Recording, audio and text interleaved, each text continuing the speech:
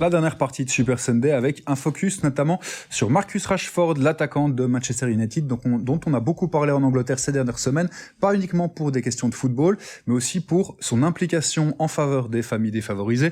Il a travaillé énormément pour permettre d'avoir des repas gratuits pendant les vacances scolaires. Son nouveau combat, c'est encourager la lecture. C'est sur Marcus Rashford que s'est penché Willou pour sa capsule du jour. Salut l'équipe, j'espère que vous allez tous super bien. On se retrouve aujourd'hui pour une nouvelle chronique.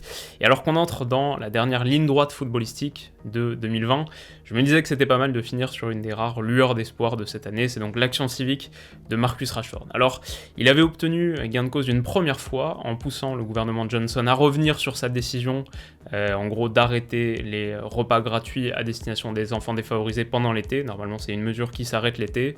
Il avait obtenu gain de cause en lançant une grande campagne qui avait poussé plusieurs commerces locaux à distribuer des denrées alimentaires gratuitement pendant cette période. Bon, évidemment, niveau image, c'est pas top pour le gouvernement Johnson, qui est revenu sur sa décision.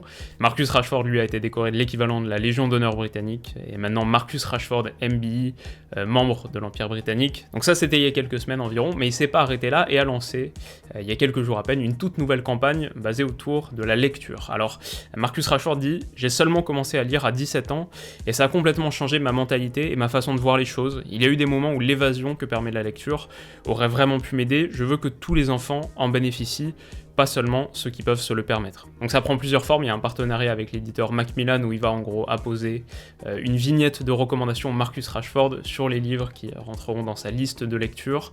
Il va aussi écrire ses propres livres, ses propres histoires, et là ça me fait un peu penser aux bouquins pour enfants que Frank Lampard écrivait à une époque sur le bus en revenant des matchs à l'extérieur, comme il le disait.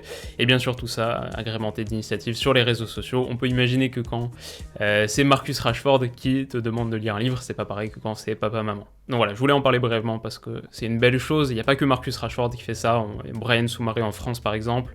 On peut penser également à l'activisme écologique d'Hector Bellerin, de joueurs comme Mathieu Flamini. Disons que les footballeurs ont la plateforme pour mener ce genre d'action qui contribue au bien social et au bien collectif. Ils ont la plateforme, ils ont les ressources, ils ont aussi peut-être une certaine expérience de la vie publique qui peut être utile, une certaine résistance aux critiques qui vient avec le métier de footballeur qui peut être utile. Donc c'est toujours positif de voir ces initiatives. Maintenant, c'est aussi à nous de jouer un rôle, d'abord en soutenant, en émulant ce type d'action, mais aussi en étant particulièrement vigilant à ce que je caractériserais de contre-attaque, les transitions offensives qui jouent dans notre dos. En Angleterre, on a toute une partie de la presse qu'on pourrait qualifier aisément de prédatrice. Le Daily Mail est toujours à l'affût, a déjà commencé à s'attaquer à Marcus Rashford. Ça rappelle la campagne massive du Sun contre Raheem Sterling, et c'est une menace qui s'arrêtera pas tant qu'elle trouvera une audience. Le foot solidaire mérite notre vigilance. On va tout de suite poser la question au Marcus Rashford belge, Fred Goulangbe. Est-ce que le footballeur doit être un rôle modèle ? Oui. Ou est-ce qu'il doit juste jouer au foot ? Non, de toute façon, qu'il joue qu'au foot ou pas, avec l'avènement des réseaux sociaux, il a une plateforme qui est extraordinaire et qu'on n'avait pas il y a quelques années. Donc fatalement, un joueur de foot de la dimension d'un Rashford est suivi par des millions de jeunes, et tout ce qu'il va dire, tout ce qu'il va faire, tout ce qu'il va retweeter, tout ce qu'il va liker va être suivi par d'autres joueurs. Donc effectivement, il devrait un petit peu ouvrir la voie à pas mal d'autres joueurs. C'est vrai que ce qu'a fait aussi Brian Soumaré dans un contexte sanitaire particulier est aussi beau, et c'est vrai que c'est important, je pense, mais après il faut pas non plus les obliger. Par expérience, je sais qu'il y a beaucoup de joueurs à leur échelle qui font beaucoup de dons et beaucoup d'aide à des jeunes notamment, et c'est rarement mis en valeur, et c'est pour ça que je suis agréablement surpris que ce soit fait, notamment ici encore ce soir.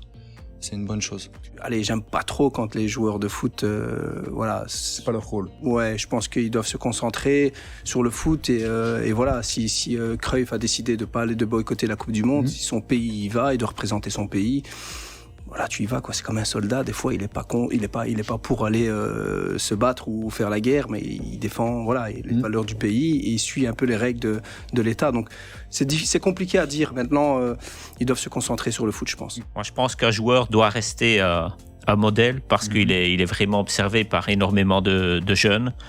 Après, je pense que ce qu'il fait hors du terrain, il faut lui laisser quand même le choix, le libre arbitre, parce que c'est quand même à lui de décider s'il veut le faire, s'il veut que ce soit médiatisé ou pas. Et là, ça doit rester la responsabilité du joueur.